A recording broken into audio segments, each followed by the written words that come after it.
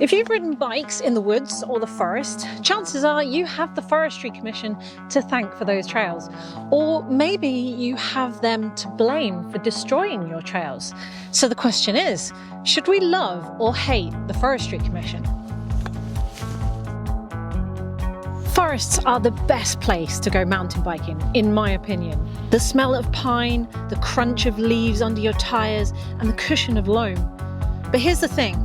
If you're a mountain biker in the UK, chances are you have the Forestry Commission to thank for your trails. Okay, quick history lesson here. The UK used to be about 50 to 60% woodland, and that was taken down to about 5% thanks to our thirst for wood supply. Up until about World War I, the governments decided to take some action and brought about the Forestry Commission, which would replenish the woodlands, but generally replenish the woodlands so that we could continue with our love for wood supply. Now, the forestry managed to bring that woodland back up to 13%, but it's still lower than it was before. And although we have these lovely forests here, they are managed forests. They are effectively plantations to be cut down eventually. So we have wood trade to thank for these woodlands now, but we also have the wood trade to hate for cutting down what used to be half the country covered in forests.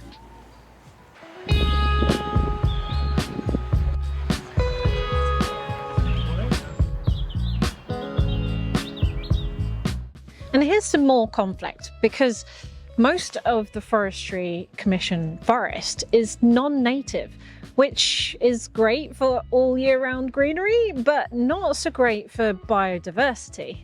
Trees in the forestry are largely non-native Scots pines, spruces, fast-growing species that are great for timber, but not so great for biodiversity. They're certainly not as beautiful as what we used to have, which is Old English oak forests. Occasionally you'll see an oak standing alone amongst evergreen trees, and I must say, I kind of feel saddened by it, because that oak is standing alone where it should have been surrounded by many other oaks, or at least surrounded by other beautiful, colourful, deciduous-leaved trees.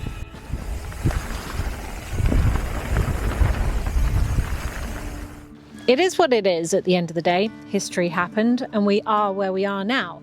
The upside is that the Forestry Commission manages 2.2 million hectares of forest around England, Scotland and Wales. And they're one of the biggest supporters of recreational access. Without them, we wouldn't have famous mountain bike destinations like Cannock Chase or Dalby Forest or Glentress or the Forest of Dean. But popular mountain bike destinations brings mountain bikers, and mountain bikers bring more off-piste trails, and here lies some more conflict. Forestry is kind of private and public land at the same time. Forestry have to grant access to the public. You can roam around as you please as though it is public, but you can't take wood. You shouldn't forage, and much like any other private land, you certainly can't be building trails on them. Building unauthorized trails on Forestry Commission land is illegal. But why? Why can't they just let us build trails? I mean, if we can walk and ride around the forest, why can't we ride around our own trails in the forest too? It basically comes down to safety and liability, as I'm sure you'd have guessed, but also conservation. Building unauthorized trails in an area you're not familiar with, you don't know if you're damaging local wildlife habitat. You don't know if you're damaging a rare species of flower or fungus. And that's important. At the very least, you might be interfering with the forestry's local timber operations, which you may not care about, but you might actually be building something that's dangerous for other forest users as well.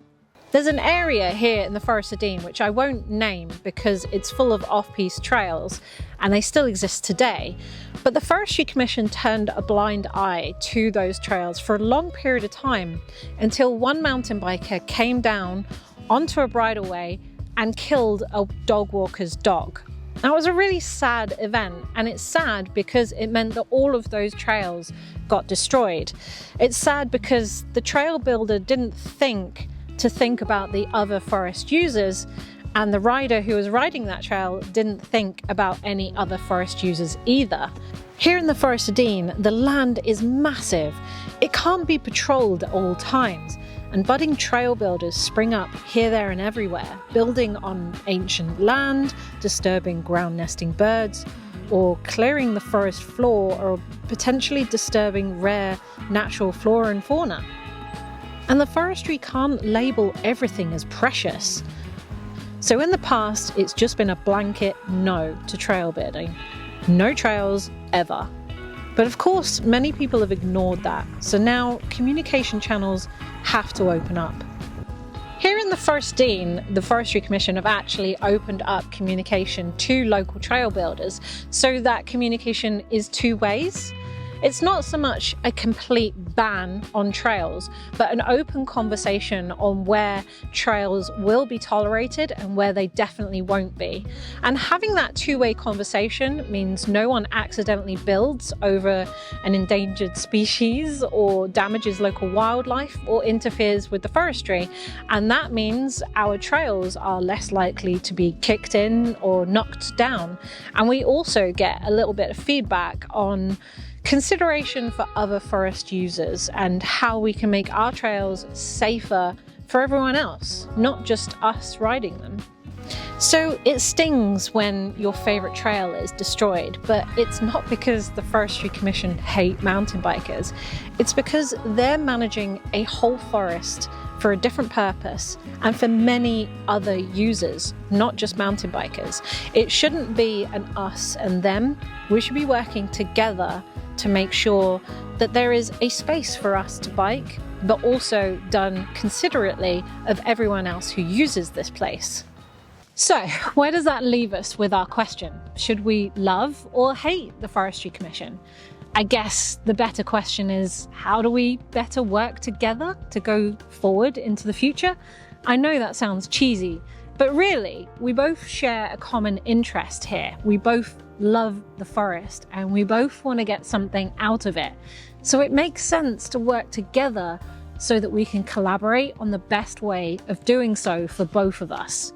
I think it's going to take our sport forward if we collaborate, and hopefully the Forestry Commission will continue to collaborate with mountain bikers.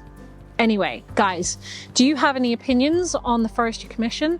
Let me know if you've had any experiences with them in the past, or whether you live anywhere near a Forestry Commission forest. What's it like being a mountain biker?